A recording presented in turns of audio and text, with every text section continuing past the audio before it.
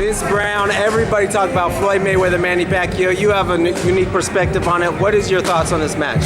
Being in the game for like 25 years, I fought amateur and pro, 2 Olympic trials, fought on the undercard with Floyd back in '97. So Oscar was the main event. So from my perspective, I could be wrong, but I literally think it's going to be a reckless fight because of the style contrast. You got Floyd, who's very smooth, stationary. So Floyd's going to pick his shots and not really give you a lot of movement.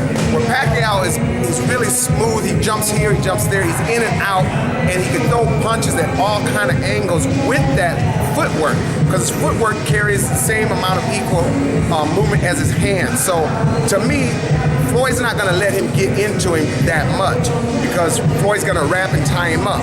So there's going to be a lot of breaks, I think, in the fight.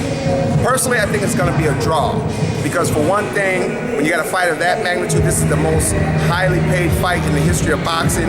If it's had any chance of being close, they got to make it a draw, because Vegas has to rank number 2. And you got to be able to say, Floyd, he doesn't get a 1 on his record. He just gets a draw, so it kind of constitutes for number 2. So how sure are you that's going to happen, though? You really believe?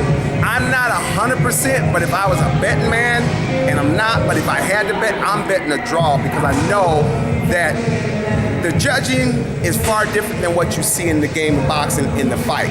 Either way, Pacquiao wins or Mayweather wins, they need fight 2. And the only way that makes sense for a number 2 fight is that Floyd has to stay undefeated, remain with the record. He doesn't have a loss when he has a draw. And that's a $1 billion fight when you have number 2.